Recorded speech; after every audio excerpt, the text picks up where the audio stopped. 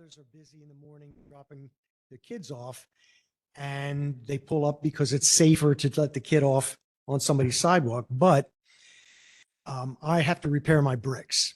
So I've had an issue ongoing for probably the past 30 years. When Mike Perone was here as building and housing, he told me things to do. Most recently, about a month ago, I had Steve Hess. Yeah, he's the new uh, codes official, contact me and say that he had gotten complaints. People are taking these ballards that I put up and knocking them over. They're in the walkway. So he said they were a trip hazard. When I'm home, I round the corner every day. I go out there and physically pick them up because people are just disrespectful and knock them over. Now it's become an issue where I'd like to put something permanent. I'll pay for planters. I'll pay for putting up hitching posts somewhere to keep people from driving on the sidewalk. But I've hit a roadblock because according to Kathy Brooks at Public Works, it's a state road. I'd need approval from the state. Public Works would need some kind of permission for me to do something. And I'm looking for help. I mean, the chief has offered me an opportunity to come in. They're stepping up police enforcement to ticket people. But the problem is, as soon as the police are gone, somebody else comes in. They're not local people. They're people that want to park their cars there to avoid parking in town, the parking meters, or the parents that are dropping kids off at school. So I need something that I could do permanently, and I'll pay for something. I just need some assistance because that curb is 2 inches. It's a narrow street and people don't want to park legitimately. And if you go down from the 500 block Marshall Street all the way to the parking meters, everybody has put something up to keep people from parking, including rotted out barrels of plants, plastic things that are just deteriorated. I'd like to do something nice and I don't know where to turn. Okay, well, we will take your comments and concerns back to, it sounds like Public Safety and Public Works, and we'll be in touch. Thanks. Thank you for sharing. Any other comments? Okay, we're going to move on to item number 3, and we'll start with the Westchester Fire Department report.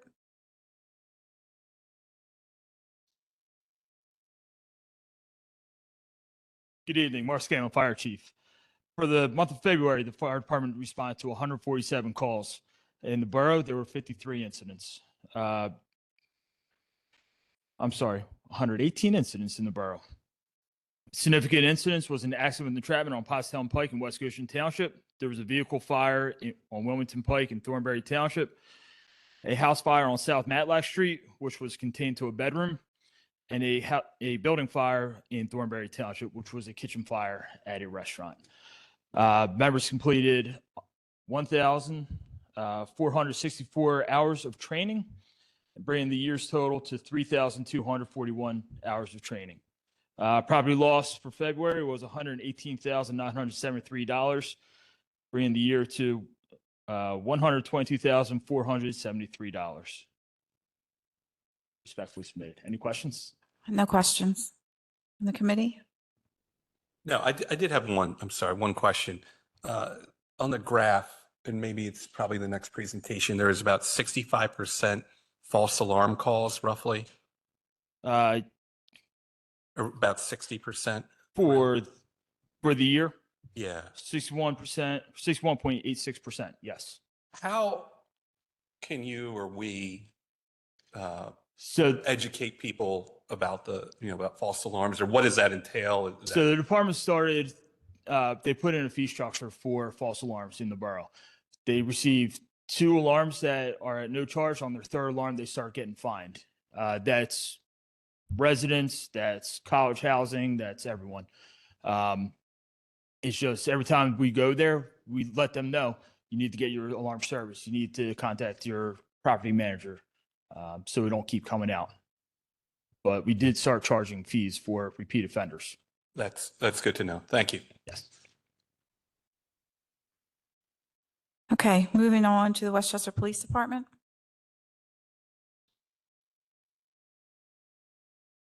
Hi, I'm Josh Lee, the police chief. the weather is getting warmer. We go to the next slide. Real quick, the numbers, total calls for service, very similar to last month's and typical, similar to last year. We had just over 2,300 calls for service in the borough and just under 800 in East Bradford Township.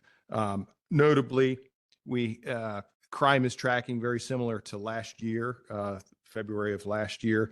Numbers are all close to the same.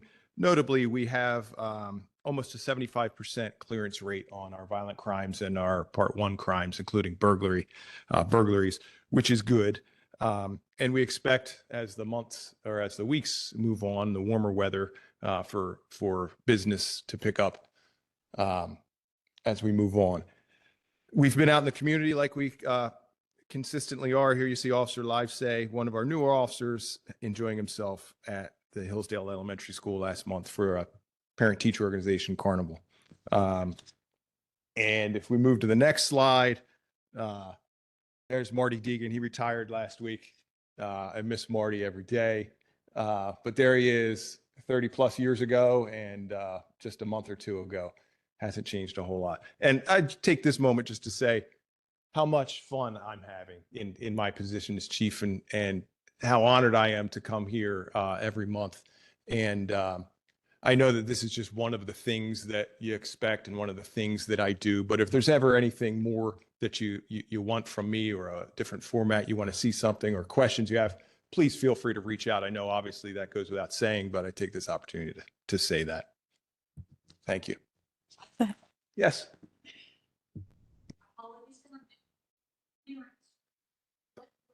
Oh, I'm sorry. So we are solving about 75% of our serious crimes. In other words, a burglary is reported and we don't know who it is, but then we investigate and we figure it out and either make an arrest or clearance means we solve it.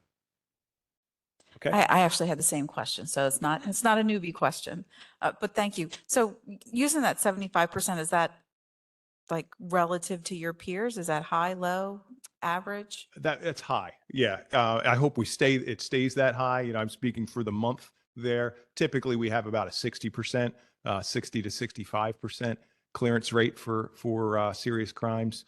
75 is a great goal and we're kind of there. I'd like it to stay there. Thank you. Thank you, Chief. Yes, ma'am. Thank you. Okay, we'll move on to Good Fellowship. Chief Brogan. Good evening, Chaz Brogan, EMS Chief from Good Fellowship Ambulance. Total of 622 calls in the month of February, 171 of which were in Westchester Borough. A relatively normal month for the entire area and for the borough. So the only unique thing we're seeing this year is a few more calls on Westchester University's campus than we're used to seeing.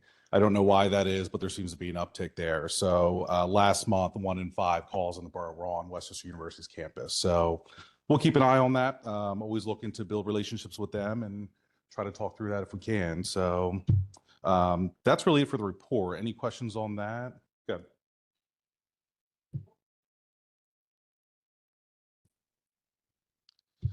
The majority are at the police station, typically involving alcohol overdoses. That is typically the majority on weekends. So, yeah. Much of an increase? Is it 10%, 20%? I wouldn't say that much. Probably 5%. So we could look back and see the trends for the last couple of years, but we saw that in the fall semester as well. More calls than usual, more than we would expect. So I don't know if there's a bigger population down there too, and that just may be the answer for it, but we'll keep an eye on it for sure. Yeah, so COVID, they went remote, so we really didn't have much at all on them, but certainly over the last year or two, we've seen that increase again. So the only other thing to mention is St. Patrick's Day weekend is coming. We will upstaff for that. That's normal for us. So we can typically project our busier weekends, and this is one of them. So we'll have some extra staffing on for that. Coming in the next couple months, Haven Behavioral Health has opened. They're in their soft open period right now. We're actually going to start a new service line to transport some of those patients between the hospital and Haven by SUV instead of ambulance. So it's a pretty new concept in the Commonwealth. We're going to be the third one to do it. So we're looking forward to bringing that service here to our area. It'll move those patients a lot faster. little more dignity for them as well. So we're excited to start that. So if there's no questions for me, our executive director wants to come up and make a couple comments about some other stuff going on. So okay. Great. Thank you, Chief. Great. Thank you. Good evening, council members. My name is Tom Wilcox, Executive Director at Good Fellowship Ambulance and EMS Training Institute. We have a couple of great events coming up, one of which is going to happen May 23rd. It will be our open house during EMS week. And we are going to launch at that point and announce our celebratory event for the 20th anniversary of our building being where it is right now. 20 years ago, many people came together, including the municipalities and this austere municipality, and helped us build that building. And we're very, very appreciative of that. A lot of good things have happened in 20 years. We're looking to celebrate a lot of what was done in the last 20 years and look forward to the next 20 years and really talk about our legacy. So on the May 23rd, we plan to have a special announcement of that, but we also want to have an opening of the doors event for all elected officials. So we will have invitations going out and inviting the whole public in, but elected officials as well, to have a very special opening of the doors for that event. And then we'll have more information. The celebratory 20th anniversary event will occur on November 9th, and it will be at the station. And there'll be more details coming out on that. We have a development planning committee that's being put together, people such as Matt Fedek, Rose Stancato, and we're soliciting other people to help join in the fun and the planning, and looking to have a very wonderful event that night. Any questions? None for me. Okay, good. So Thank you. put it on your calendars, May 23rd and November 9th. Thank you. Okay, moving on to action items. Item number 4A, motion to approve special event application. Are you going to walk through all of them, Keith, What's at that? once? Are you going to walk through all of them at once? No, this is more so the actual application process. The paperwork I gave you, not that one, Jeff, that's the save. That's the guy.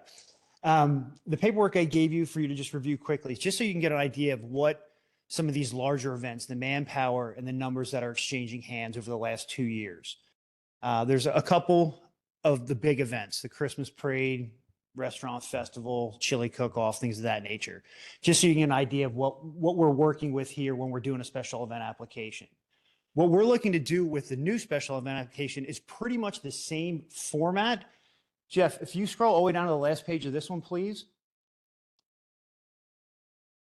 That's the guy. That is our process that we're looking to put into place. Now, that process is to a degree, or in large part, is already being followed internally. Application comes into me, I speak with the departments, I run back and forth and make sure that everyone has what they need. The only time we bring this before council is when an event is a large event. If there's going to be a special event parking fee, if there's a large number of services being rendered to that group. And that's kind of what the question is going to be to you guys and also to council as a whole. When we're following this process, it's literally me around with this folder, tracking down people to say, what'd you do? What do you guys think? Emails back and forth. Nick Fink with our data information systems will go a little more into detail about the Brightly system and what we're going to use to make this easier. But it's going to be following the same format, but it'll be in a real-time life setting. Like, you as an applicant could come and put in an application.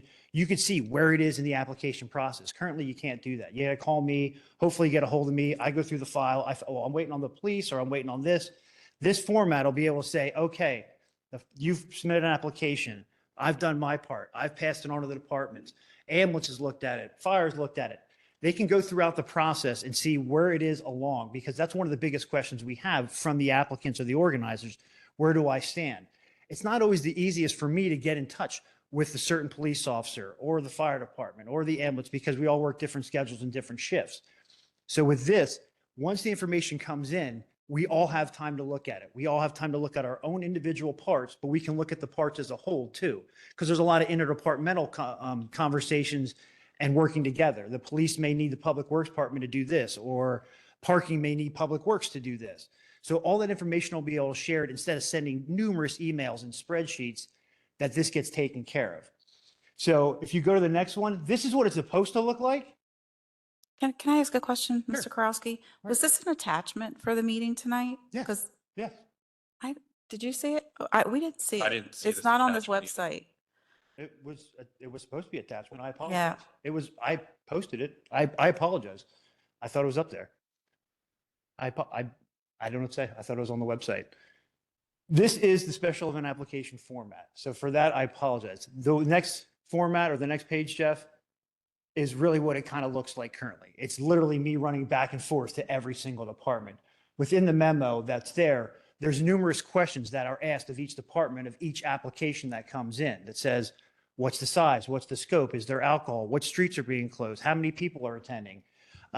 Is this for everyone to attend? Is this closed off? There's numerous questions that go into every single event, and each event unto itself is different.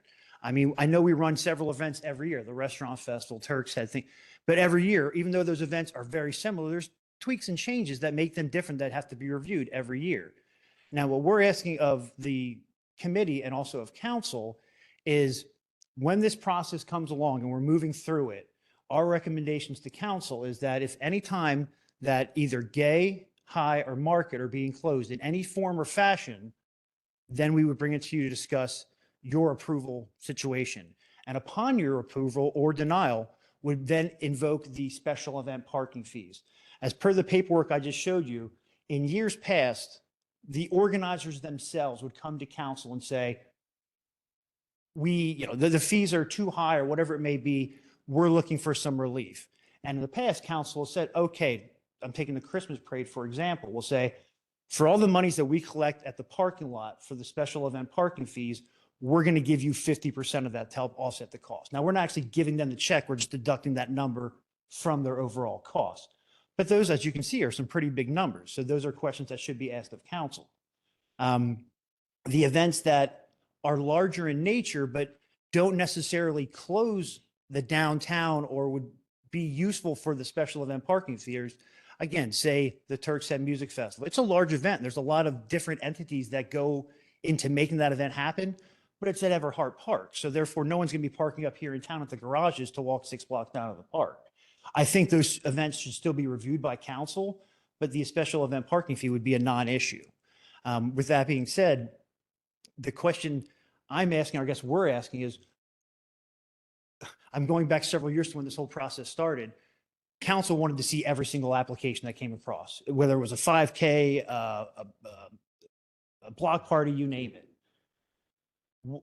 Per our recommendations, what would you like to see? I know Sheila, when she was here last night, she was getting ahead of herself. She was very anxious about this process. My question to you is, what events do you want to see? What questions are on your mind? I'm happy to answer any I can. I apologize that wasn't on there. I really thought that it was. Yeah, one, I do think we need an opportunity to review the flow. Two, I'm not sure I follow. So things like Porch Fest, because it requires the police, it requires EMT, Yep. They're public works. Why wouldn't we see those? That's up to you. I mean, Porch Fest is expanding this year. That's one of the applications that's coming Yeah. up in June that you could see. But I thought I heard you say anything on Gay, High, or Market. But I would suggest that we continue with anything in the borough that we have visibility to. I'm not sure how the rest of the committee feels about it. Sort of the first time we're hearing this, so may need some time to noodle on it. Sure.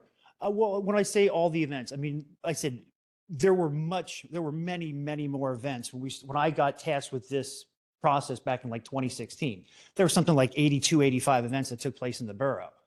I think we're somewhere in the neighborhood of 25 to 30 now, which is a lot more manageable. But yeah, any events you want to see, we could absolutely, through this system too, share this information directly with council. So you could have your eyes on it in real time as well. Yeah, I'm pretty sure that the fees that we instituted had a lot to do with the events leaving the borough. I would say that that's probably a good bet. Yeah, I'm pretty confident of that. I've heard it. Yeah. The fees. And I've that- seen the fees. They can be extensive. Yeah, the fees that were initiated, again, I want to say 2016, at that point in time, were calculated by the then finance director and the borough manager. And that's the same fee structure that we're working upon today. The only thing that's changed would be, if I'm not mistaken, would be the Good Fellowship ambulance fees, as their fees vary from year to year. So is there something specific, Mr. Karowski, you're asking us to add to the agenda for next week? No, I just, the main thing I wanted to discuss, and again, I apologize, I didn't know you didn't see the attachment, was really our recommendation from myself and from staff. What events did you want to see? If you're saying you guys want to see all of them, that's fine. I mean, that's what we used to do. I just didn't want to inundate you with 5Ks and block parties, which, are fairly standard. They run pretty easily. But if you want to see those, or if you want to see any events that are not block parties or 5Ks, we can do that as well. I mean, I've been on council for 4 years. I don't feel like I've been inundated with special event requests. Brian, you've got 1 year under your belt. I'm not sure what your thoughts are. I mean, I'm with you. I mean, I share your thoughts. I mean, basically, you're just trying to simplify everything, That's the whole game plan. It'll Which- make it easier. Yeah. which, I totally agree with. But with that being said, what's the specific ask of this committee then I guess. as to approve or disapprove certain events? Yeah, they would be ultimately up to the council then to approve or deny any and all events. In the past, again, when we started the process for about the first 3 to 4 years, up into the pandemic, really, council saw every event. And since the pandemic, or a give or take right around there, I was told, we don't want to see as many. We only want to see these major ones. And then it became, well, we only want to see like these 4, maybe Christmas, Halloween, or so forth. So the question would be, I guess, twofold. What events does council want to see? And 2, upon those events, it'll be up to council's decision on when they would invoke any special event parking privileges that would then be returned back to the event organizer to help defray costs. Well, what events have been presented besides Porch Fest, the Christmas parade, the Halloween parade, the restaurant festival? Obviously there's In general, 5Ks here and there, but what other? are you talking major about in events? general or Yeah, the large events? I mean, in general. We're probably up to about 16, and I'd say probably 10 or 12 of those are runs, races, maybe 1 or 2 block parties. Yeah, I've seen the runs. I think last year we had a sneaker fest, although they got rained out. They did. That's They're- on Church Street. Yeah. But again, it's not a high volume. And personally, as a council member, I would want to know what's going on in the borough and be able to speak to it and why we did or didn't approve something. I certainly, so the answer to your first question for me is I would like to see everything. The answer to your second question is absolutely, we want to have review or have a say on the ones that impact parking, right? And where we're offsetting those fees, which traditionally, for me, again, is what we've been doing. Yes, we have. Again, if I'm not mistaken, the two events of the past 2 years that have requested that and received that were the chili cook-off and the Christmas parade. There may be another event this year that I've been told that would be asking for the same, that takes place in the downtown. If you have a minute, I'd like to invite Nick up to just show you quickly what the Brightly system has to offer. It's going to make things, I think, significantly better for all the departments involved. And obviously for you guys to be able to review the information as well, as opposed to me just sending emails with attachments. Thanks, Nick.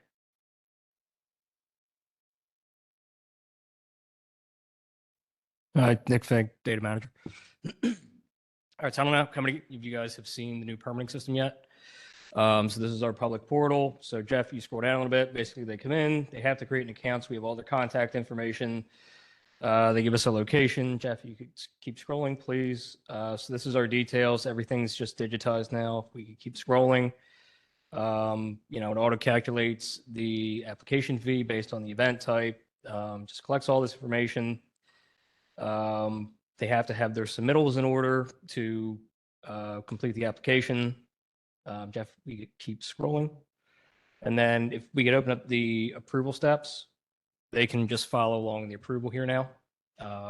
And council can have back office access if you guys want through your borough emails, and you can keep track of things that way. And then the applicants can keep track here. And we can have all our partners have access, and approve things as they come in. So Nick, this is live now on our website No, this is just in the of test beta? environment. Okay, thanks. It makes sense to automate it. I love automation. Anything that takes anything from being manual, all for it. It looks great. Thank you.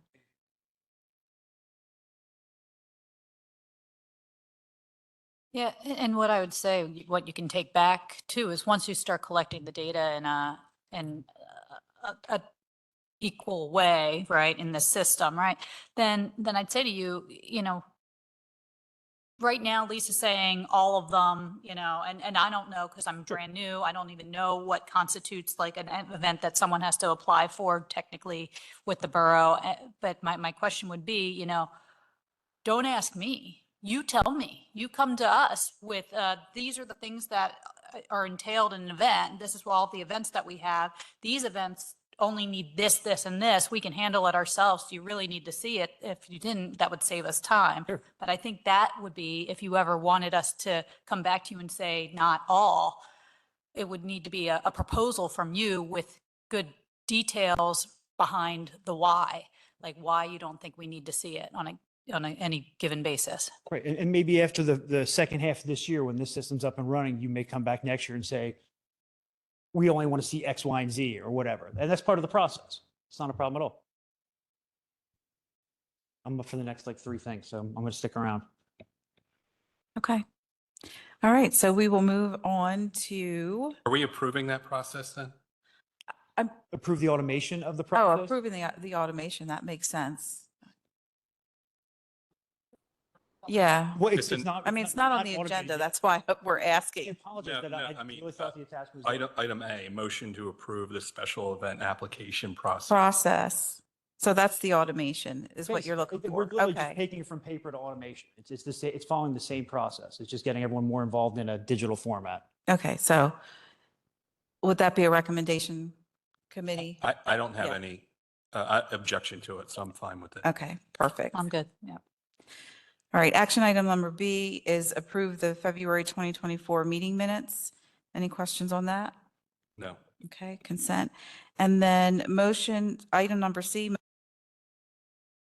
extended banner hanging timeframe for Stanley's Dream 5K run for the entire month of December 2024. Sure. The applicant submitted back-to-back applications for a one-day event. Our current policy in the borough is for 14 days with a 3-day grace due to weather. The only permit that's ever been permitted for longer than the standard 14 days is the Chambers banner that hangs for the entire month of December because they do the hanging of the greens, which is for the entire month of December. So if it's up to council or up to the committee, if they want to approve back-to-back, so it'd be 28 days of one banner location having the same banner. And all our banner locations are usually pretty stacked year-round. I'm just worried about it potentially opening a can of worms that everyone's going to apply for back-to-back dates for their events. Yeah, so I mean, I did see this and I don't have any concerns as long as there are not any other competing requests, right, for that? Because I think this one was over, where was this one? Was this one over High Street I'll tell you in a or second. Gay? This is over Gay Street. Nope, I lie, High Street. Yeah. I As of mean, right now, I don't believe there are. I think there's one other location in that time frame, but I'm sure we'll get more as the year Yeah. progresses. so if someone were to come in and need the second half of that, right, then of course we would ask for Sure. the ability to let them hang for 2 weeks. That's why I'm asking you guys. That's my recommendation. Yeah, I mean, it in a similar, but in a different spirit, like I would not approve the whole month right now. I wouldn't say, I would just, if we get closer and no one else wants that space, but it's December, it's prime time. People are having all sorts of events all that month. And if another, for a run that happens on one day versus somebody might be having another event that, that lasts over a couple of weeks or a couple of weekends, I don't know. But I don't feel like it's right now in March to say, okay, this banner for a one-day race can hang the entire month of December on one of our busiest streets in the borough. So if we have to recommend something, I I'm would, fine with the 2-week time frame for now. And then extend. Yeah, it's 2 I- weeks pending availability, something like. I think we're saying the same thing, right? So not approving 30 days, but if no one else wants that space, then we would allow them to hang it for 30 days. I see the mayor has a question. Do you want to come up to the mic?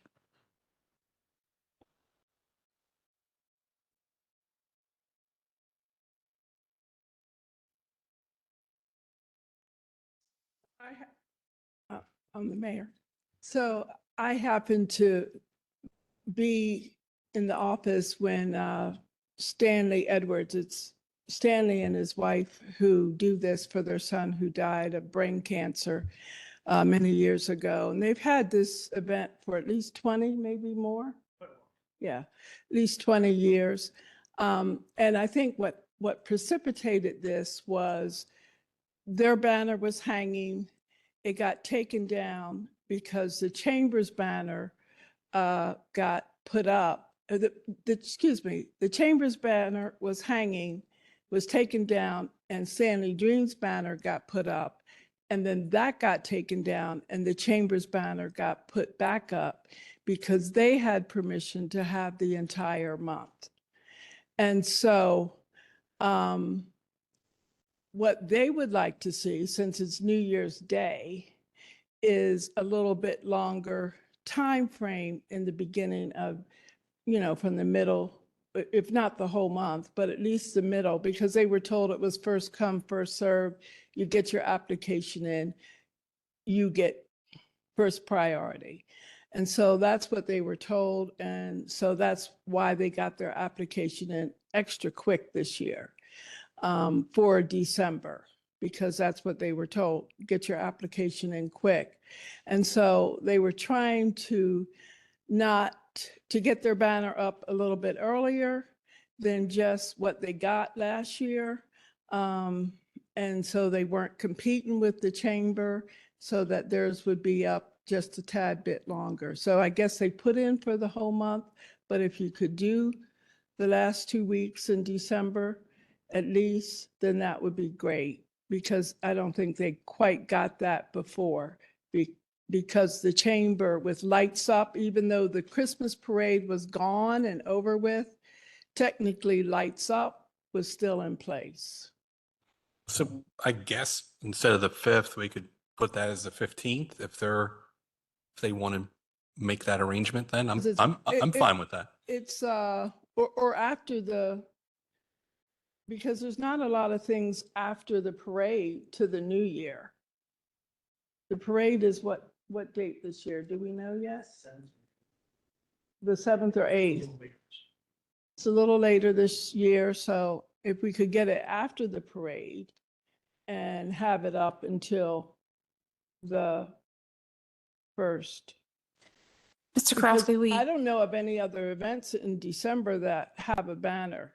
Do yeah, you and know? that's where I was going. So we've got 3 streets, right? Gay, High, 4 streets, Gay, High.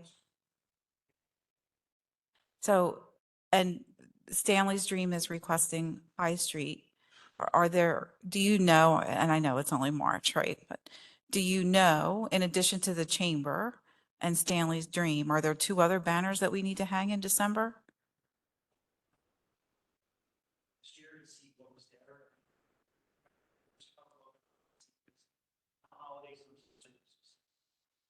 Okay. I know usually there's a banner on Market Street, High Street, and Gay Street. There's banners. I think I've seen the Nutcracker on Market Street. Correct, right. Stanley's Dream is always on High Street because the event starts on High at Barnaby's and they go through town and end back up at Barnaby's. So that banner is pretty much only on High Street. It's been that way for 20 plus years or so. I'm just trying to understand what the other competing banners are in the borough. So we know Nutcracker, we know Lights Up, and we know Stanley's Dream.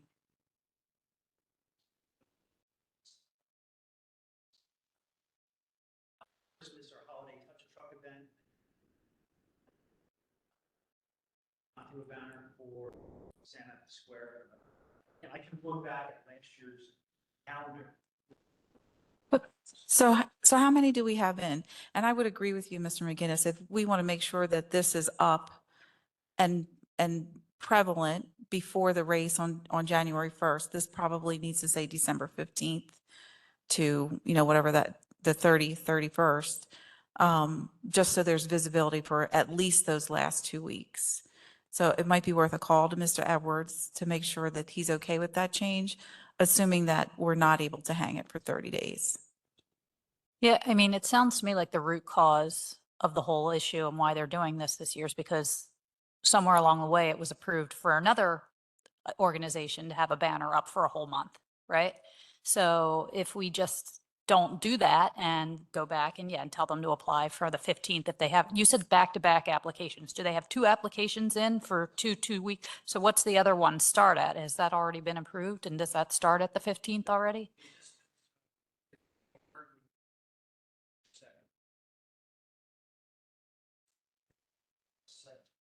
But-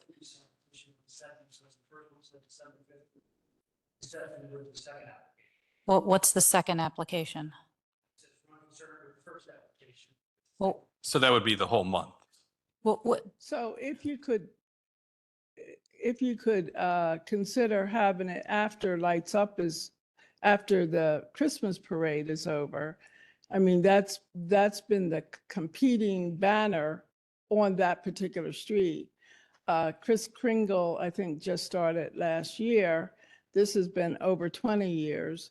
And if it's on a first come, first served basis, I don't really think you can, I don't know how you judge it, but you either have to make up your mind that it's first come, first served, or it's not.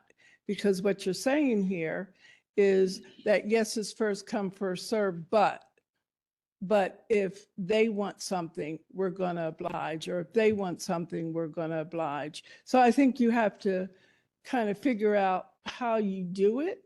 And I understand that, the chamber and all their time and effort into Lights Up and the Christmas parade is certainly,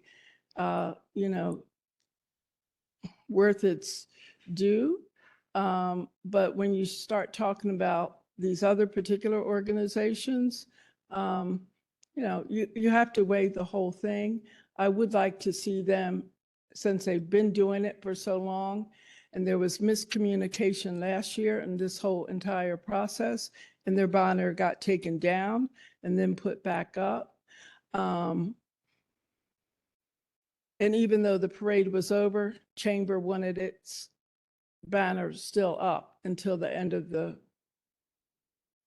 December, I believe. I believe that's how it went. You can correct me if I'm wrong, Keith.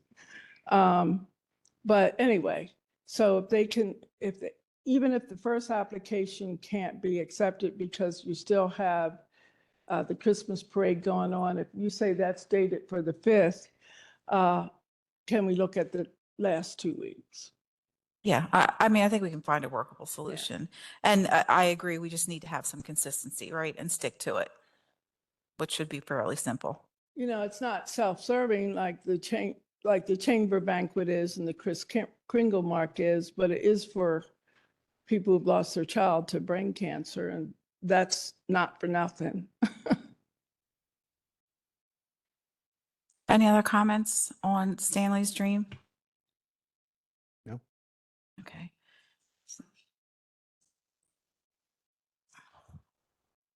I got your directives. Yeah, we're gonna, I don't know what that means for the thing, but